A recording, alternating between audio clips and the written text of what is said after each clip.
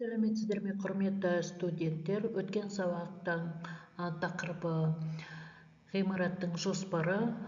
Ол кезде мен сіздерге жоспардың қалай салуын көрсеттім, алгоритмін, әрекетін көрсеткен болатынмын.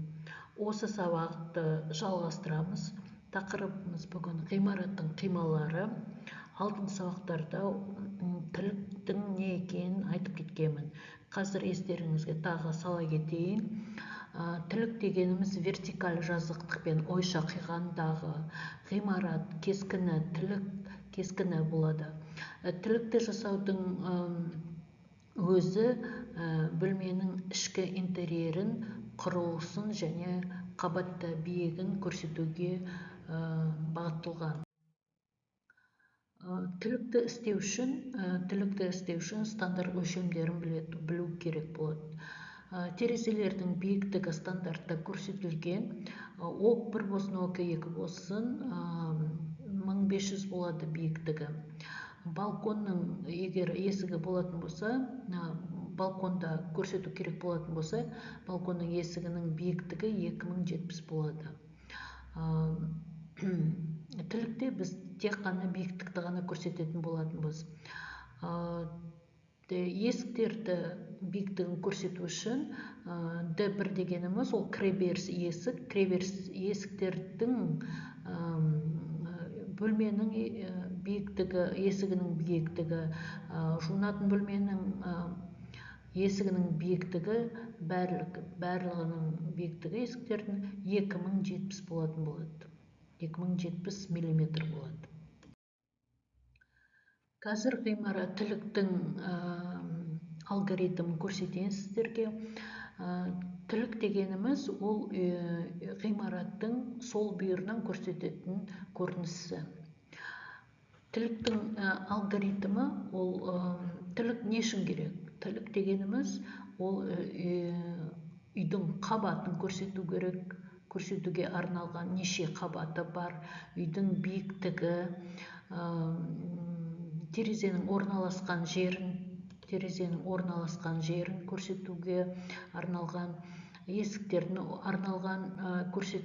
көрсетуге арналған, кіреберіс есіктің қай жерде орналасқан көрсету үшін, сатылардың орналасқан жерін көрсету үшін, сатының биіктігін көрсету үшін арналған. Бұл жерде қазір қай әрекетпен салуын көрсетемін. Жоспар сияқты бірінші координациялық оспен салу керек. Координациялық ось, білесіздер, координациялық осьның аяғын маркировкамен белгілейді. Шеңбердің диаметрі 7 мм-ден 11 мм-ге дейін. Жоспарда көрсеткен кезде бұл жоспарда үстінен көрсетеді.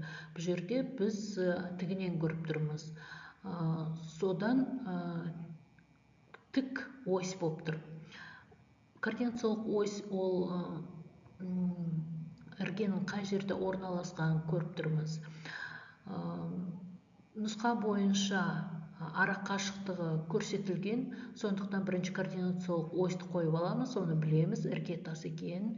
Одан кейін қабырғаның қалыңдығын көрсетеміз. Мына жерде сыртқы қабырғаның қалыңдығын, ішкі іргетастың қалыңдығын көрсетеміз. Оны қайдан аламыз? Мына жерде көрсетілген сыртқы қабырғаның қалыңдығы 510.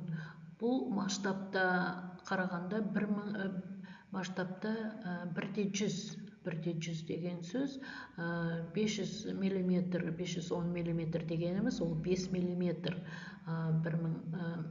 1/100 масштабпен алған кезде. Мына жерде үйдің қалыңдығы координациялық осьті бастап ішке қарай 200 жоспардағындай и 300 сыртқа. Мына жерде 200 аласыз, 100-100-ден алатын боласыздар.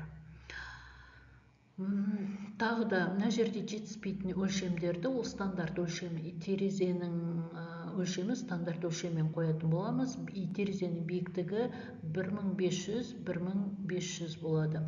Мына жерде өлшемдер жоқ, одан терезеден төмен жерге полға дейін ол 700 көрсетіліп тұр. 700-ге полдың қалыңдығы 300 ол 1000 болады. Мынау төбеден бірінші этаждың терезесіне дейін 400 стандарт бойынша 1400 деп мына жерге жазатын боламыз. Мына жер 500, 500, мына жерге қалдық 400 жазатын боламыз. Так, енді үйдің биіктігін қайдан білетін боламыз? Мына стрелкаға қараған кезде қосу 3 деп тұр. 3000 деп тұр.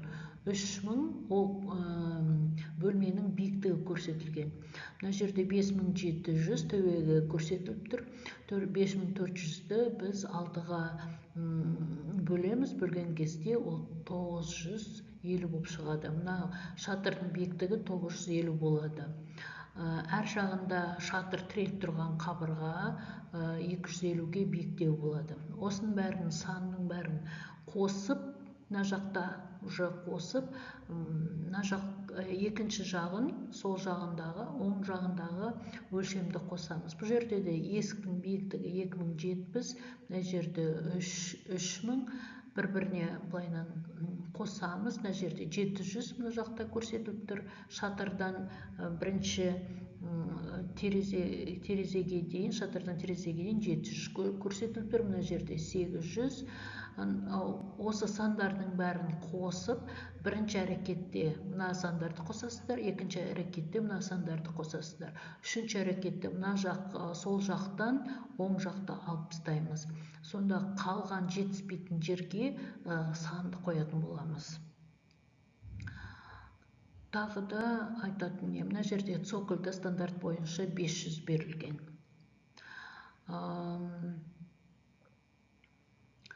Мынау белгіні ендігі сабақта түсіндіретін боламын. Енді жұмыс сызбаларындағы ғимараттың ұзындығы мен енін, қабырға осьтерінің ара қашықтығын ойық өлшемдермен миллиметрлік өлшемдерді түсіреді. Кейбір кезде сантиметрмен көрсететін болады. Жоспарда бөлменің ауданын метр квадратмен көрсетсе, кейбір жерде сантиметрмен көрсетеді. Өлшем сызықтарының нұсқамен шектелмей,